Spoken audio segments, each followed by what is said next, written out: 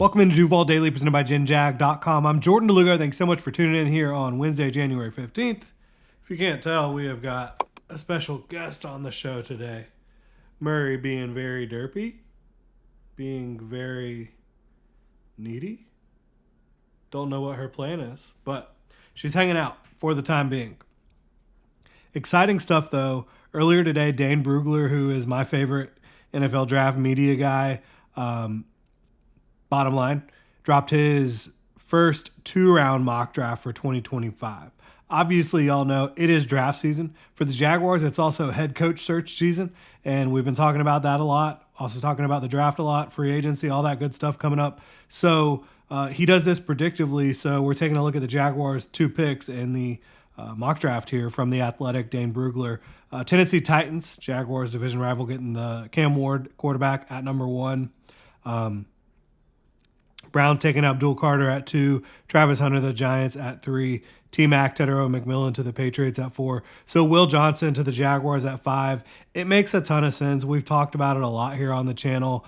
This is what Dane Brugler has to say about it. Personally, I think this is too early for Johnson, but that will be the case for several prospects in this year's first round. I do really like Johnson's eyes, feet, and coverage IQ to match and make plays on the ball. He has a starter caliber skill set and would upgrade one of the Jaguars' outside corner spots as a rookie. That's not really a ringing endorsement of Will Johnson. And quite frankly, while he complements his eyes, feet, and coverage IQ to match and make plays on the ball, he says he thinks this is too early for Johnson. Why would this be too early for Will Johnson? He has prototypical size, great instincts, great feel for the game, fluid hips, quick feet. I don't think there's any issue with length or explosiveness or with speed. Is it just the toe? The injury that he's been dealing with? I don't know. That's really interesting. And I've heard Dane talk about Will Johnson maybe not being quite as high on his board, but not much of an explanation there. I don't know. I think Will Johnson is a fantastic prospect. I have him as a blue chip guy as long as we're able to see some testing, hopefully, this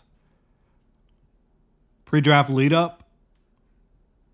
But that's really interesting. Again, I think it's pretty chalky. I think it's a good pick. And I think if the Jaguars want to go throughout the offseason, I think they're going to get Liam Cohen or Ben Johnson, one of those two. If they want to work on upgrading safety in free agency, they want to work on potentially upgrading receiver, guard, going Will Johnson at cornerback with the 5th overall pick, makes a ton of sense for me. I think he is a bulky type of pick. I think anybody would be happy to land a cornerback with the caliber of Will Johnson. And then you go down to the Jaguars' 2nd pick, which is at 36 overall here. Jonas Avenea, the guard out of Arizona. He plays tackle for them. He's also played some guard. To me, this would be kind of like a home run setup here for your first 2 picks, because you go get Will Johnson to pair up with Tyson Campbell. I think Will Johnson is scheme transcendent. I don't think he has to be in primarily a zone or primarily a man scheme. And most schemes these days are very multiple. Zone heavy, different types of zone looks, mixing in man looks. I think whatever it is, Will Johnson can do it. And then you look at Jonas Avenea, who, again, plays tackle for Arizona. I think him playing guard makes more sense than tackle. It really does, because you look at his tape. It's best when he is getting hands on guys quickly. I want him in pass pro. I'd much rather have him hanging out around the line of scrimmage in less space than being on an island over there at right tackle in space and dealing with guys that are just a lot smaller and quicker and more fluid than he is. He's 6'5", 336 pounds. He is huge. And at his size, he does have good overall athleticism. Very good athleticism. Now, I don't think he has great length. I think it's going to be average. So that's something to keep in mind with Trent Baalke if he's still around. Baalke loves the length, especially with guys on the offensive or defensive line in the trenches. You got to have big time length for Trent Baalke to really get fired up about you. Now, I think that Baalke also just loves get off the bus guys. And Jonas Avenatti is a get off the bus guy. He's got power at the point of attack. I think he's a smart football player. I think that he frames up blocks well. I like him moving to the second level. But again, kicking inside to guard kind of reduces all of the question marks I have about his game, which would be overall lateral agility, quickness, fluidity, and not because he doesn't have good lateral agility, quickness, and fluidity at his size, because he does at 336 pounds. But like, you're going to be going against guys that are like 2/3 of your weight. They're just going to naturally be more athletic and fluid than you are. And then you combine that with the fact that he doesn't have great length. I think it's more average length. And we'll see how that plays out. I don't think he's got like 35-inch arms. I think he's going to be in the 33 to 34 range, which is fine. It's good. There's going to be guys that are more athletic with longer arms that are able to get up into his chest. And on an island out there in space by yourself, it's just difficult to win. Unless you're a supreme athlete. And while he's a supreme athlete at his size, he's not as athletic as these 310, 315 pound, 320 pound tackles that are kind of thoroughbreds, that are prototypical at the position. He's more of a prototypical guard. So I think you kick him inside at right guard, and you get fired up about that, because you've now got Jonas Avenatti and Ezra Cleveland at guard, who are both really good run blockers, and I think good pass blockers as well. You can start to create more push in the run game on the interior with that duo. Walker Little is a better run blocker than Cam Robinson was. I think you see his ability to run block. Anton Harrison, while still not a plus run blocker, certainly took strides in that regard and had some games where he did a tremendous job for the Jaguars. And I think Mitch Morse probably starts the season at center, but you're also working to find a long-term answer at center beyond what Mitch Morse brings, because he's up there in age. He's about Brandon Sheriff. He's going to be 32, 33 years old. Final year of his deal is 2025. So I think you're looking for a center of the future as well. But landing a Will Johnson to solidify cornerback opposite Tyson Campbell and Jarian Jones on the interior, if you're able to do that, add a big-time safety in free agency, and then draft another safety. And look, I know Darnell Savage is there. I know Antonio Johnson is there. I'm not letting them impede my plan to upgrade this roster and get this roster ready to compete at the highest level in 2025. I'm just not going to let that happen. And then at guard, Brandon Sheriff is set to be a free agent, even though the Jaguars are going to be on the hook for $14 million in void money, which is painful. But look, I like this a lot. I think that Dane Brugler predictively does a good job here. I still don't really get the Will Johnson shade, you could say, but I think Brugler did a good job. And we're going to continue talking about this mock draft, looking at what the Jaguars division rivals do. First, got to remind y'all about Underdog Fantasy. Underdog is straightforward. Signing up is even easier. Just head over to Underdog's simple-to-use mobile app or UnderdogFantasy.com. Sign up with promo code DuvalDaily, and Underdog will give you a free pick to use on your first cash pick'em entry, plus up to $1,000 in bonus cash when you deposit. Maybe you're looking at a running back to score in the divisional round. You got some big-time backs, Saquon Barkley, Derrick Henry, Joe Mixon. Maybe you want to pick one of those guys to score. Underdog has vulture protection to rescue your pick'em. That's Underdog Fantasy. Promo code DuvalDaily to claim your new customer special of a free pick and your deposit offer.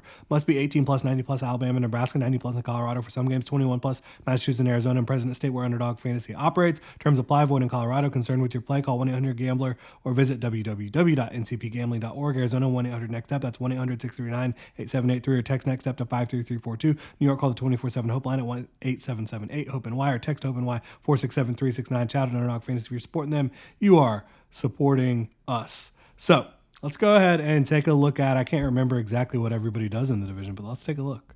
Titans, so again, they took Cam Ward with the first overall pick. And look, if the Jaguars would have lost to the Titans once instead of sweeping them, the Jaguars would be sitting with the first overall pick. That's neither here nor there at this point. I don't think you can ever get mad about sweeping the Titans. So even in a lost year, swept the Titans. I'm cool with that. Cam Ward represents hope for the Titans. He is a dynamic athlete at the position, and he's not going to go out and run like a 4.4 or even maybe a 4.5, 4.6. But he's elusive. He's evasive. He has a sixth sense about him in the pocket, a real ability to pick up yards with his legs, and just kind of like I said, a sixth sense with his rushing ability. He also has a live arm, can throw off platform, can also throw from a lot of different odd arm angles. The thing about Cam Ward is he has to grow leaps and bounds from an operational standpoint. Hasn't done a lot within structure that you're going to be asked to do at the NFL level. Can Brian Callahan marry what he's been doing in the NFL with what Cam Ward's been doing in college and try to make the most out of him quickly? That's going to be the question for the Titans if they take Cam Ward with the first overall pick, in my opinion. And obviously, I also think Ward, not the most accurate quarterback and not the biggest arm. I think he has like a B to B plus arm strength. Accuracy wise, it's probably more of like C plus, B minus. So he's not a perfect prospect, no doubt about that, but he would represent hope for the Titans. And he has the chance, the playmaking ability, athleticism, arm talent to be a problem, a real problem in the AFC South.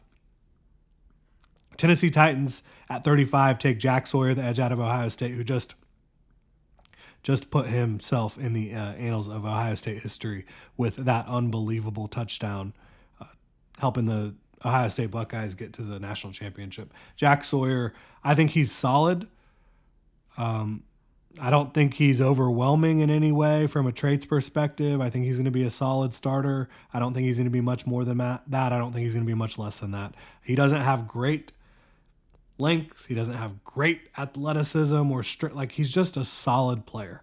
And I think he will be a solid starter. Pairing him on a defensive line with Jeffrey Simmons, with Tavondre Sweat, I think you could do worse. It's not the pick I would make at 35 overall. I have him a little bit further down the board, but definitely interesting. And the Titans, we don't even know who's going to be making their personnel decisions. They fired Rand Carthen. Maybe it's going to be a coach-centric model like the Jaguars. Who knows?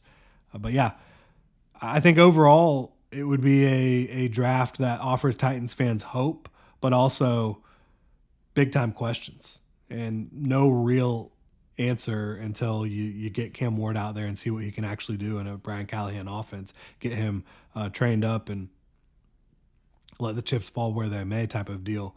You look at the Colts, they land Tyler Warren at 14 overall, who I think is a tremendous fit for them. I love Tyler Warren. He's a blue chip prospect for me, should be a top 10 pick. You can use him in so many different ways on the offensive side of the ball. He'd be really terrifying for them. Anthony Richardson, Jonathan Taylor, Tyler Warren in the run game, not only run blocking for those guys, but also you put him in the backfield and give him the football. And then also as a safety valve, offensive engine, target hog for Anthony Richardson in this offense. Yeah, I mean, I think that's a fantastic pick. And then they also drafted Zaire Thomas at 45 out of Florida State, who I think should be a first-round pick in this class. He's got length, great press technique, great physicality at the line of scrimmage, super disruptive, and I think he's got enough athleticism and fluid hips and ball skills down the field as well. I think that's a great pick. So I think the Colts, absolutely, if this is the way the draft goes for them, would be nailing the NFL draft. Look at the Texans, the vaunted Texans. 25, Houston Texans take guard Tyler Booker. Yeah, man. If they were able to get Tyler Booker at 25, that'd be pretty upsetting because he's a stud. And he's a guy that, in pass protection, the length and the strength and the coordinated footwork, marrying up with his strikes, his feet, wide base. I just love Tyler Booker in the pass game. And then in the run game, talk about power at the point of attack. He's going to blow you off the ball. Now, he is not the biggest athlete or best athlete, I should say. He is one of the biggest guys out there. He's not the best athlete, but you're not going to expect him to be it. His weight, his size, he has more than enough athleticism to be a really, really good guard in the NFL and stout as a run blocker, stout as a pass protector. I'd be a big fan of that for the Houston Texans. And then, not hoping the Texans do that, but y'all know what I'm saying. Houston Texans at 58 take Trey Harris, wide receiver out of Ole Miss. Yeah, I remember reading this one earlier. I cover the draft over on Rogue Football if y'all want more draft talk. Link in the description below. Talked about this earlier. Trey Harris, wide receiver out of Ole Miss. I have him more of a late day 2 guy. I think he does have some enticing traits. Like, I think he's solid. Like 6'2", 200 plus pounds, good hands, good ball skills. At his size, like he runs pretty good routes overall. I just don't think he has any traits that are superlative. Like, I don't think he has elite hands. I don't think he has elite ball tracking or contested catch ability. I don't think he's a great route runner. I don't think he has great athleticism. I think he's probably running the 4.5s. So good player. You know, you have Nico Collins. You have, obviously, whenever you're able to get Tank Dell back from his injury, which looked pretty severe. I don't know how that's going to play out, but I don't think that this is going to be like a whiff, but I don't think it's going to be a huge home run either for the Texans. So I'm okay with that one. I definitely don't want to see Tyler Booker in a Houston Texans uniform. And, again, Cam Ward and Jack Sawyer to the Titans, Tyler Booker and Trey Harris to the Texans, and then the Colts, I think, with the best draft in the division outside of Jacksonville here with Tyler Warren and Azareye'h Thomas. Let me know what y'all think in the comment section below. If you enjoy the content, please like and subscribe. Y'all have a good one.